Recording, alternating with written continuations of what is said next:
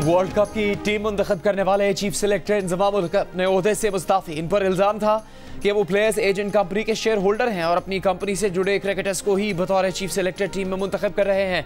इंजमाम उल हक ने इन इल्ज़ामात को मुस्तरद करते हुए कहा है कि उनका प्लेयर्स एजेंट कंपनी से किसी किस्म का ताल्लुक नहीं, बात करने वाले सबूत लाएं। आज़ादाना इंक्वायरी के लिए इस्तीफा दिया।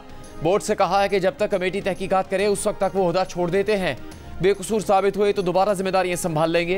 पीसीबी मैनेजमेंट कमेटी के चेयरमैन ज़का अशरफ का कहना है कि प्लेयर्स मैनेजमेंट कंपनी से मुताल्लिक़ खबरों पर वजाहत के लिए इंजमाम को बुलाया था, लेकिन उन्होंने वजाहत की बजाय इस्तीफा दे दिया, जिसके बाद फैसला किया कि तहकीकात के लिए कमेटी बनाई जाए। बोर्ड ने 5 रुकनी तहकीकाती कमेटी बना दी। मुतल्लिका प्लेयर्स एजेंट कंपनी से इस वक्त भी कौमी टीम के कप्तान बाबर आजम, मोहम्मद रिजवान और फ़खर जमान समेत कई खिलाड़ियों का मुआहिदा है।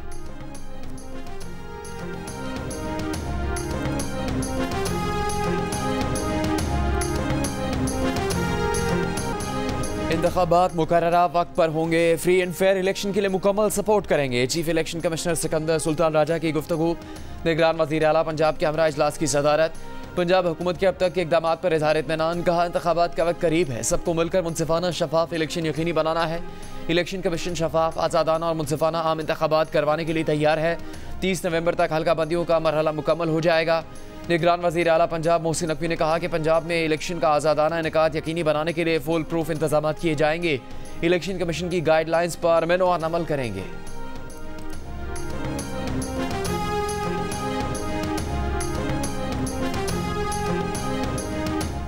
When will be the elections?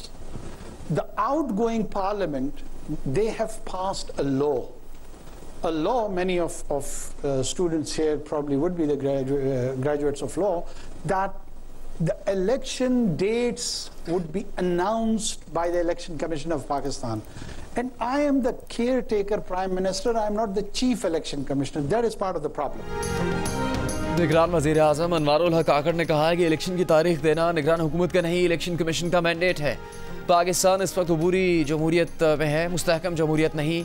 गुफ्तगू में कहा कि पंजाब और पख्तूनख्वा के इलेक्शन उनके वज़ीर आज़म बनने से पहले ताख़ीर का शिकार हो चुके थे। आर्टिकल 254 कहता है कोई काम ताख़ीर से होने की वजह से गैर आइनी नहीं हो जाता।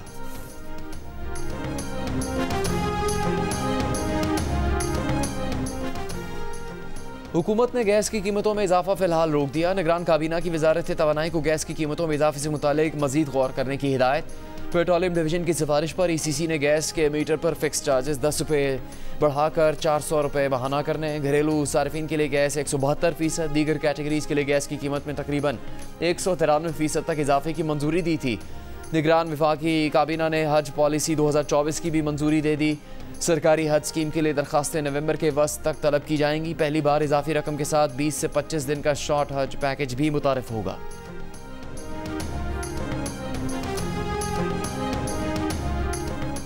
स्टेट बैंक का शरह सूद 22% पर बरकरार रखने का फैसला। मॉनेटरी पॉलिसी का ऐलान कर दिया गया। स्टेट बैंक के मुताबिक दूसरी छमाही में महंगाई में कमी का सिलसिला जारी रहेगा।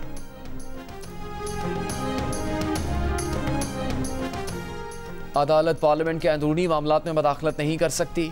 अदलिया कानून साजी का तब जायजा ले सकती है जब वो बुनियादी इंसानी हकूक से मुतसादिम हो।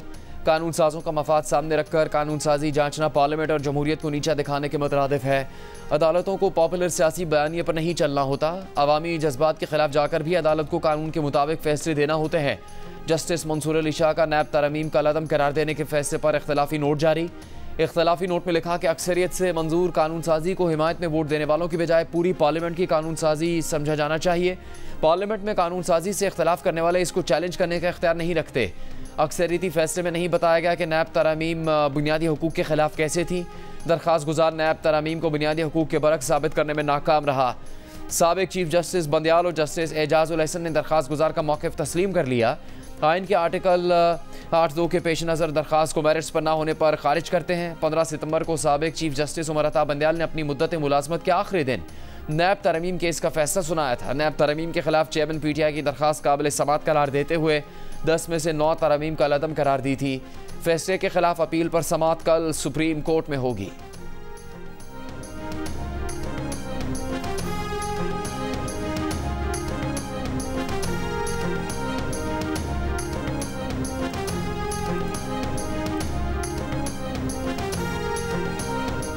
इलेक्ट्रॉनिक सर्विलेंस कैसे हो रही है और कौन कर रहा है? ऑडियो टेप के हवाले से मजाज अथॉरिटी कौन है? इस्लामाबाद हाईकोर्ट की ऑडियो लीक्स पर विफाक को जवाब जमा करवाने के लिए 1 माह की मोहलत। नजमुल साकिब और बुशरा बीबी की जुल्फी बुखारी के साथ ऑडियो लीक्स पर दरखास्तों की समाअत। जस्टिस बाबर सत्तार ने रिमार्क्स दिए कि वज़ीर आज़म ऑफिस, सुप्रीम कोर्ट के जज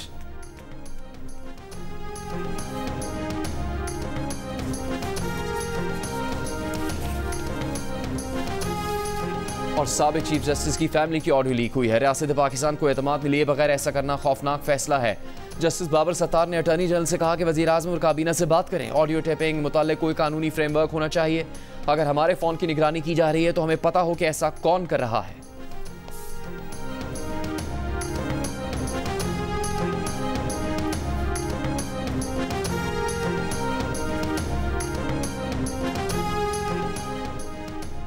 अडयाला जेल में कैद चेयरमैन तहरीक इंसाफ की हर ख्वाहिश पूरी कर दी गई। जेल ज़रा का कहना है कि अदालती हुक्म और साबिक वज़ीर आज़म के इसरार पर उन्हें वॉक करने के लिए 80 फुट लंबा बरामदा दिया गया है। वर्जिश के लिए 10 लाख रुपए मालियत की मिनी जिम कहलाने वाली 75 किलो वजनी एक्सरसाइज मशीन, देसी मुर्ग समेत मर्जी का खाना, टीवी, चारपाई, मैट्रेस, कुर्सी, मेज़, अखबार, किताबें, अटैच बाथ, बेटों से बात करने के लिए फ़ोन, फैमिली और वकीलों से मिलने की इजाज़त, 6 डॉक्टर, 3 मेल नर्स और खिदमत के लिए एक मुशक्कती चेयरमैन पीटीआई को जेल में मैसर है।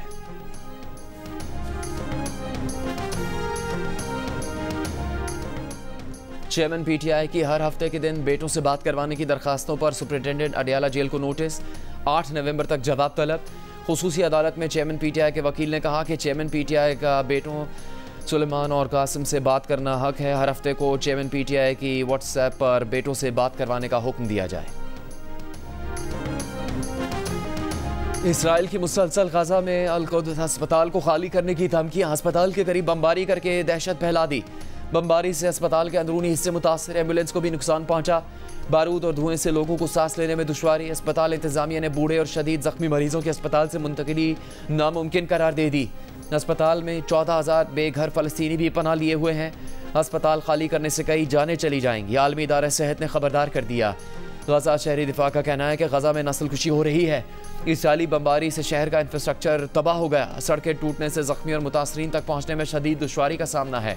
इसराइली बमबारी से 7 अक्टूबर से अब तक गजा के शोहदा की तादाद 8,300 से बढ़ गई। 3,500 बच्चे शामिल। मगरबी किनारे में भी इसराइली जारियत जारी। काबिज इसराइली फोर्सेज ने जनीन कैंप पर दावा भूल दिया। शहरियों और इसराइली फोर्सेज के दरमियान झड़पें। इसराइली फोर्सेज की फायरिंग से 5 फ़लस्तीनी शहीद। 7 अक्टूबर से अब तक मगरबी किनारे में 122 फ़लस्तीनी शहीद, 1680 को हिरासत में लिया गया। मुत्तहिदा अरब अमारात की दरख्वास्त पर अक़वाम मुत्तहिदा की सलामती काउंसिल का इजलास आज होगा।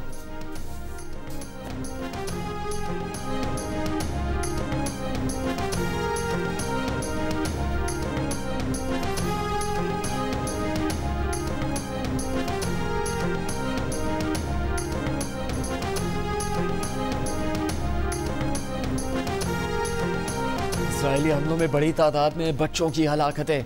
7 अक्टूबर से अब तक गजा में 3,500 बच्चे शहीद हो चुके। 1,000 लापता बच्चों के मलबे में दबे होने का खदशा। बच्चों के हुकूक के लिए सरगर्म आलमी तंजीम सेव द चिल्ड्रन का कहना है कि सिर्फ 24 रोज़ में मौत के आगोश में जाने वाले गजा के बच्चों की तादाद 4 साल में दुनिया भर में जंगज़दा इलाकों में हलाक बच्चों से ज़्यादा है। इसराइल फ़लस्तीन के अस्पतालों को निशाना बनाने से भी बाज नहीं आ रहा। गजा के वाहिद कैंसर अस्पताल के करीब भी बमबारी की गई। गजा पर इसराइली बमबारी से तिब्बी अमले के 124 अरकान शहीद हो चुके हैं। गजा वज़ारत सेहत के मुताबिक बमबारी से अब तक 32 तिब्बी मराकज़ गैर फ़ाल और 25 एम्बुलेंसेज नाकारा हो चुकी।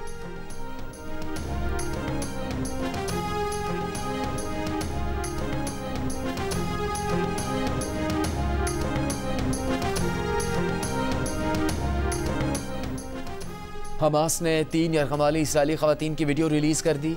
इसराइली ख़वातीन ने अपनी कैद का ज़िम्मेदार वज़ीर आज़म बेंजामिन नेतन्याहू को करार दे दिया। कहा, आम इसराइली इस वक्त नेतन्याहू की गलत सियासी और फ़ौजी पॉलिसीज़ की कीमत चुका रहा है।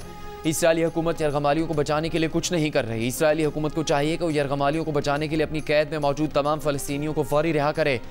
इसराइली वज़ीर आज़म ने वीडियो पैगाम पर रद्द-ए-अमल में कहा कि हमास की जारी करदा ये वीडियो नफसियाती प्रोपेगेंडा के सिवा कुछ नहीं। इसराइल यरगमालियों की वापसी के लिए हर मुमकिन कदम उठाएगा।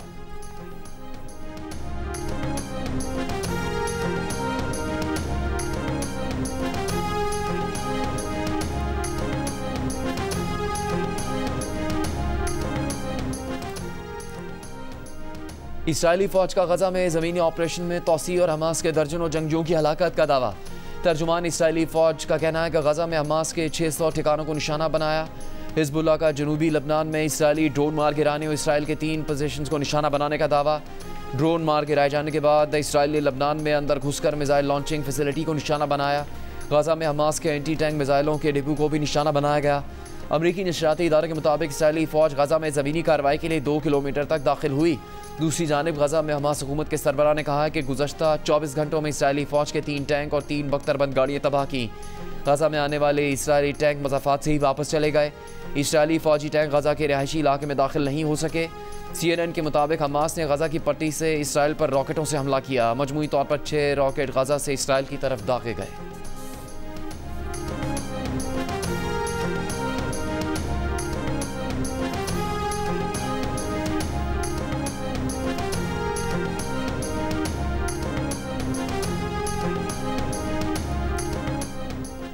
गजा में दाखिले के लिए 75 इमदादी ट्रक मिस्र के रफा बॉर्डर पहुंच गए। अमरीकी मीडिया की रिपोर्ट। इसराइली फ़ौज गजा में जाने से पहले ट्रकों की सिक्योरिटी चेकिंग कर रही है। अगर तमाम ट्रक्स को इजाज़त मिल गई तो इस 7 अक्टूबर के बाद एक दिन में गजा जाने वाली सबसे बड़ी इमदाद होगी। 7 अक्टूबर को हमास के इसराइल पर हमले से पहले रोज़ 455 ट्रक्स गजा में दाखिल हुआ करते थे। मिस्री हुकाम के मुताबिक जंग छिड़ने के बाद से रफा क्रॉसिंग पर 193 इमदादी ट्रक पहुँचे, लेकिन अब तक महज 118 ट्रक गजा में दाखिल हुए। फ़लस्तीनी रेड क्रॉस का कहना है कि इसराइली फ़ौज की सख्त चेकिंग से इमदाद पहुँचने का सिलसिला सुस्त रवी का शिकार है। इमदादी ट्रकों में सिर्फ खुराक, पानी और दवाएं ले जाने की इजाज़त है।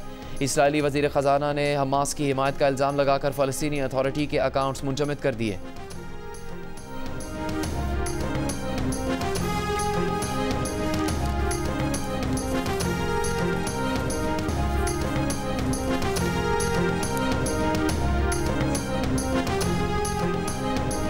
सेनेट इजलास में गजा में जंगबंदी का मुतालबा। खिताब में नून लीग के सेनेटर इसहाक डार ने कहा कि इसराइल की जानिब से बमबारी की शिद्दत में कोई कमी नज़र नहीं आ रही।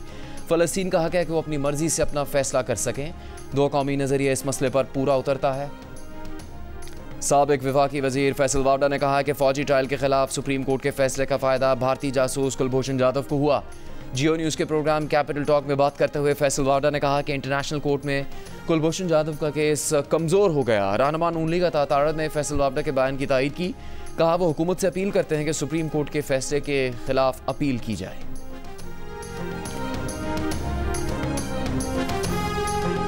9 मई जो है वो एक लानती प्रोग्राम था, वो एक लानती गंदा और प्रोगंदा लोगों के किए हुए काम थे। लेकिन एक मैं दिल में दर्द रखता हूँ, वो अगर बड़े लोगों से मेरी मुलाकात हुई, आसम मुनीर हमारी शहर की इज़्ज़त हैं, अजीम सिपा सलार हैं, और नदीम अंजम हमारी इज़्ज़त हैं, आन है, शान है, हमें उन पर फ़ख्र है। हमने कल भी फ़ौज के साथ थे, आज भी फ़ौज के साथ हैं, कल भी फ़ौज के साथ। हमने फ़ौज के ख़िलाफ़ कभी बात नहीं की। 9 मई एक लानती प्रोग्राम था जो गंदे लोगों ने किया। लाहौर हाई कोर्ट पिंडी बेंच में पेशी के बाद शेख रशीद की मीडिया से गुफ्तगू। बताया कि 17 सितंबर से 22 अक्टूबर तक या वो CPO के पास थे या चिल्ला काट रहे थे। वो कौन सी ठंडी जगह थी या तो अल्लाह को पता है या CPO को। चिल्ले ने उन्हें नया शेख रशीद बना दिया। हम कल भी पाक फ़ौज के शाना बशाना थे, आज भी हैं, कल भी रहेंगे। शेख रशीद को लाल हवेली पर अदालत से रिलीफ मिल गया। लाहौर हाई कोर्ट पिंडी बेंच के हुक्म पर लाल हवेली डीसील कर दी गई। डीसील होने के बाद शेख रशीद लाल हवेली पहुंच गए। अदालती फैसले के बाद शेख रशीद ने कहा कि लाल हवेली उनका ख़ानदानी घर है।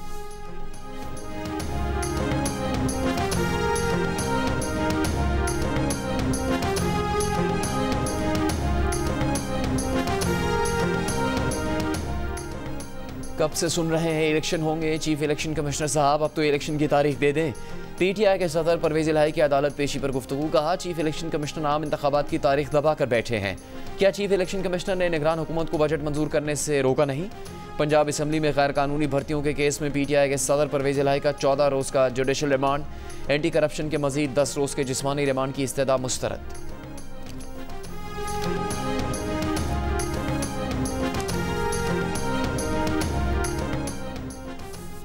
1 नवंबर से पाकिस्तान में गैर कानूनी तौर पर मुक़ीम अफराद के खिलाफ कार्रवाई शुरू हो जाएगी। वज़ारत दाखिला ने मुल्की तारीख में पहली बार फ़ॉरेन एक्ट 1946 के तहत तमाम सूबों को गैर कानूनी तौर पर मुक़ीम अफराद की बेदखली ऑर्डर जारी कर दिया।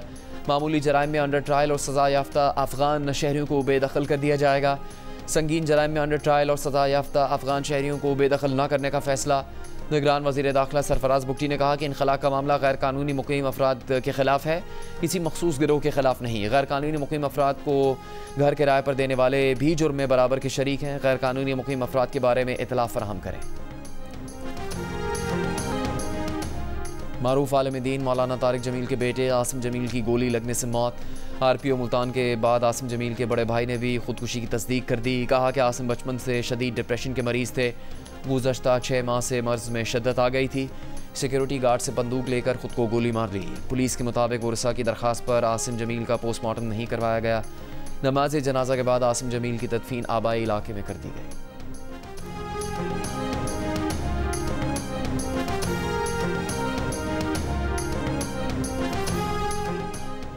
खैरपुर की नारा केनाल में कश्ती उलट गई। कश्ती में सवार 11 अफराद में से 5 को बचा लिया गया। लापता 6 अफराद की तलाश जारी। रेस्क्यू ज़राए के मुताबिक कश्ती में सवार अफराद शादी में शिरकत करने जा रहे थे।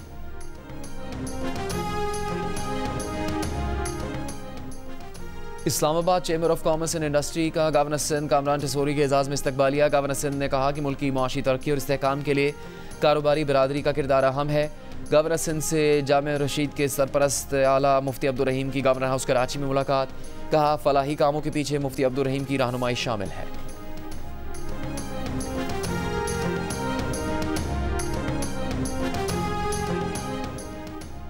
गवर्नर सिंध कामरान टिसोरी की इस्लामाबाद में तुर्की के 100 साला जश्न की तकरीब में शिरकत। गवर्नर सिंध ने तुर्की के सफ़ीर के हमरा केक काटा। गवर्नर सिंध ने कहा कि पाक तुर्की दो तरफा बरादराना ताल्लुकात कई दहाइयों पर मुहित हैं। तुर्की ने हर मुश्किल घड़ी और कुदरती आफात के वक्त पाकिस्तान का साथ दिया।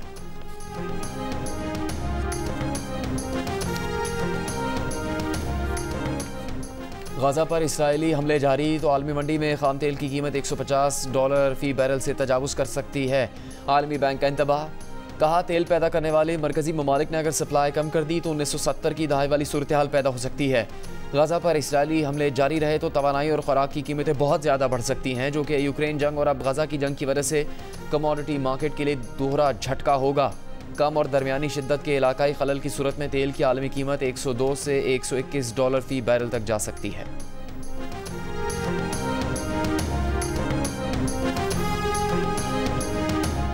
वर्ल्ड कप में इंग्लैंड और पाकिस्तान को शिकस्त देने वाली अफगानिस्तान टीम ने श्रीलंका को भी हरा दिया। अहम मुकाबले में 7 विकेट से शिकस्त दी। अफगानिस्तान की टीम पॉइंट्स टेबल पर 6 पॉइंट्स के साथ 5वीं पोजीशन पर आ गई।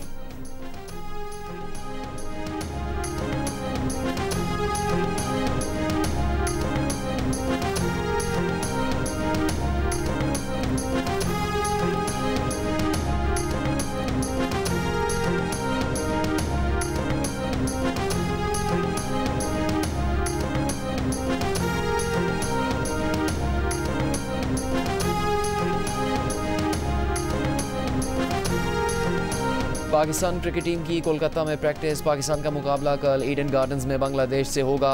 सेमीफाइनल में जाने के लिए पाकिस्तान को अपने तीनों मैचेस जीतने हैं। साथ ही शायकीन को न्यूजीलैंड की नाकामियों की दुआ भी करना होगी। पाकिस्तान के अगले 3 मैच बांग्लादेश, न्यूजीलैंड और इंग्लैंड से हैं। न्यूजीलैंड के 3 मैचेस जनूबी अफ्रीका, पाकिस्तान और श्रीलंका से हैं।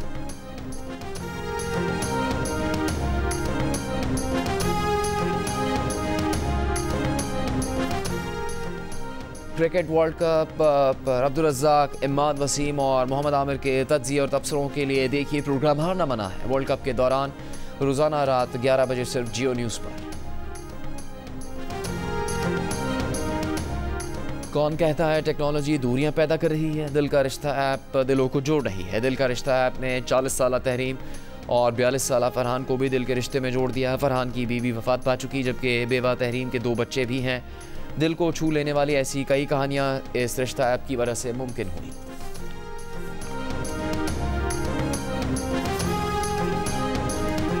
ख्वाजा खुर्शीद अनवर की धुनों की ताजगी आज भी बरकरार। मारूफ मौसीकार और फिल्मसाज को दुनिया से रुखसत हुए 39 बरस बीत गए।